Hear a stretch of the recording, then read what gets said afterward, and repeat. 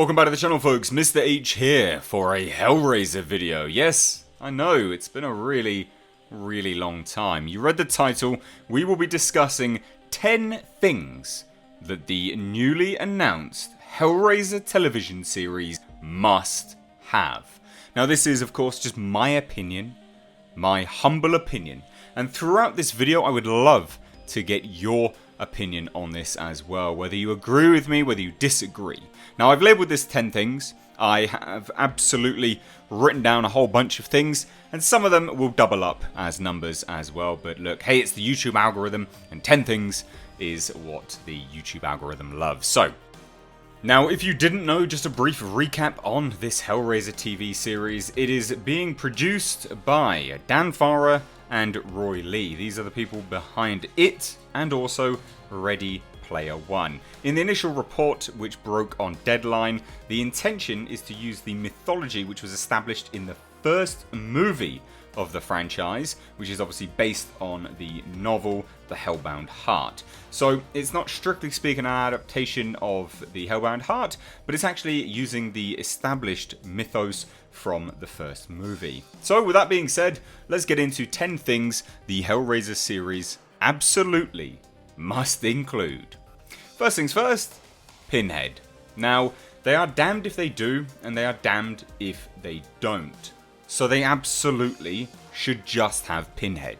Now, whether that is played by Doug Bradley or not, again, is besides the point. Because with respect to having Doug Bradley in the series or not, again, like I say, they really are damned if they do, and they are damned if they don't. So, should they have Doug Bradley? Realistically, it's just whether he is suited to the role or not. And I know a lot of people will say that that's blasphemy. What do you mean? Of course he's suited to the role. He made the role. Yes and no. This is a new TV series. The type of acting that Doug Bradley is used to, he is a very Shakespearean actor. He is very old school, and it may not gel with the vision of the TV series at hand. So realistically, like I say, Pinhead should be in it, but whether it's played by Doug Bradley or not remains to be seen. Secondly, they absolutely must have Cenobites. Numerous of them. Now, whether that is the original crew, i.e. female Cenobite, Butterball and Chatterer, again, is one of those things where I feel like you could introduce a brand new group of Cenobites, but there shouldn't be any gimmicks. Now, after the second movie in the film franchise, it was literally gimmick by gimmick by gimmick of having new Cenobites every single movie, and it became old. It was, how would they be created? What was their backstory? And it just ended up with these creatures with absolutely no substance to them, and they would just discount bargain bin Cenobites by the end of it, especially Hellraiser Hell on Earth. Those Cenobites were atrocious. So they really should have a core group that we can explore throughout the series, and even have Pinhead, say, acquiring new ones throughout the series, potentially as part of the main story. So, although we should have a core group and we shouldn't have any gimmicks, there is still room to be had with Pinhead getting new Cenobites and forging them into the ranks of Hell for sure. Now, there absolutely should be no origin stories. Hellraiser was absolutely fantastic due to the ambiguity of the Cenobites and the box. There really should be as little explained as possible.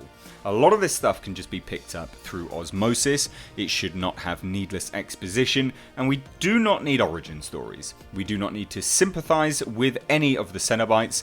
They merely are the caretakers of Hell. They are just doing their incredibly unbiased work for Hell and for the Order of the Gash.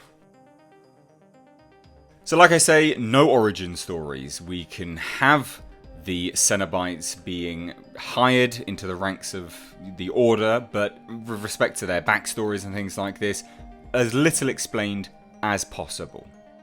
Again, one of the other things which they absolutely should do with Hellraiser is latex, leather, whips, and chains. You need to embrace the sadomasochistic nature of the Hellraiser world. Embrace it all and go full force with it, because if you don't, you are half-arsing it, and you just do not understand what Hellraiser is about. The latex, the leather, the whips, the chains, the sadistic, masochistic nature of the Hellraiser world is very integral to the story and also the success of what the TV series could have. Now, they absolutely must have the Cenobites as an unbiased presence in Hell. They absolutely must have the humans be the villains. Either that, or you subvert expectations and you say for the first half of the first season, you have Pinhead. Absolutely fine, unbiased, but then he becomes hungry for more power, attempting to usurp Hell's order. Now, there are a few ways you can go down there, but realistically, Cenobites work best when they are this unbiased sort of counterbalance to the world, and the humans are the villains. So the humans being the villains to the series is probably what I would prefer to see, but you can have, and it has worked very well in the comics, Pinhead striving for more power. If you haven't read the Scarlet Gospels, Pinhead is a very, very different beast in that story, and he is very, very hungry for power. Now, you absolutely must have the Leviathan in the series, without a shadow of a doubt. But this also goes back to the ambiguous nature of the Hellraiser world, because the Leviathan, although it must be in the series, you cannot explain it.